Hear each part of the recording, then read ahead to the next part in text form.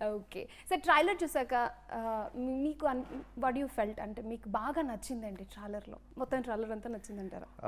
అలా డెఫినెట్లీ నచ్చకుండా మేము బయటకు వదలమండి ఇది. అవునవును. సో ద హోల్ ట్రైలర్ నాకు నచ్చింది. The way it is cut is very nice. It has emotions. అసలు ఒక రకంగా మా కథ మొత్తం చెప్పాం. అసలు మీలాంటి పెంపకంలో పుట్టిన కొడుకు క్రిమినల్ అవడం ఏంటి, who is the main person, why is he become like this, దానికి ఇలాంటి కొడుకుని పెంచాక పెంపకం గురించి మాట్లాడే అర్హత నాకు లేదంట మా ఆవిడ. తర్వాత హీరో డైలాగ్, గొంతులో ఊపిరి గుండెలో ప్రాణం ఉన్నంత వరకు అమ్మ ప్రాణానికి ఏం కానివ్వను. And last one happy birthday అమ్మ. Everything everything. అంటే సరే, ఎక్కువ ఈ ట్రైలర్లో నాకు బ్లడ్ విజువల్స్ ఎక్కువ కనిపించేసి, అంటే ఆడియన్స్ ఎక్కువ ఆ టైప్ ఆఫ్ రిసీవ్ చేసుకుంటారనా, లేకపోతే కథ డిమాండ్ చేసిందా? ట్రైలర్ కట్స్లో కూడా ఎక్కువ కనిపించింది మీకు కానీ విజయశాంతి గారికి కానీ. అంటే ఆ సిచ్యువేషన్ అలాంటిదండి, where we are locked, what are the reasons that we are locked for, అంటే how much pain we are taking for each other కొన్ని విషయాల్లో. So okay. అంటే డైరెక్టర్ గారు కూడా అన్నారు, అంటే విజయశాంతి గారు చేయకపోతే ఈ స్టోరీ చెయ్యను అని చెప్పి. సో వై సార్, ఎందుకు సార్ అంత ఫెల్ట్ అయ్యారు ఆ క్యారెక్టర్కి? ఆవిడ తప్పితే ఇంకొకరు వద్దని మీరు ఎందుకు ఫిక్స్ అయ్యారు? అంటే డైరెక్ట్ కథ చెప్పినప్పుడే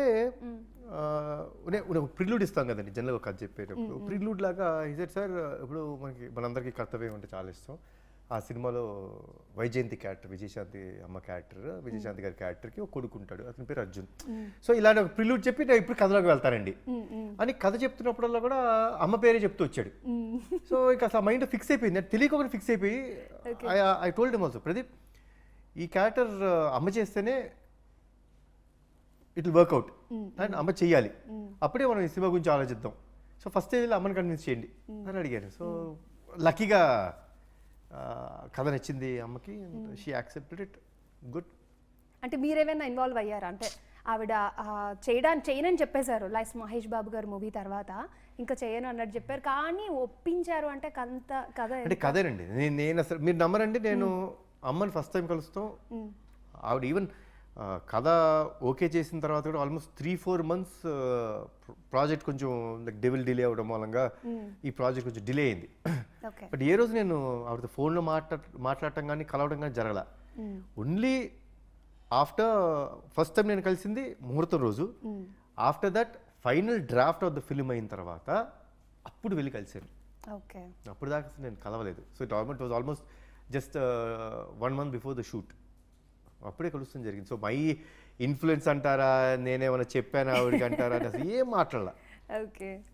సో మొత్తం కథే ఆవిడ్ని మూవ్ చేసింది చేయడానికి.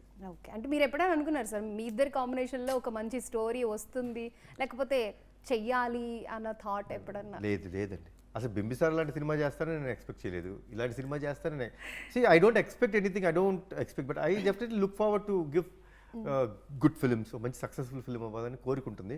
బట్ ఇలాంటి క్యారెక్టర్ చేయాలి, ఇలాంటి ఒక సినిమా చేయాలని ఐ నెవర్ ప్లాన్. ఫ్లోలో అలా వెళ్ళిపోతూ ఉంటారు అంతేనా?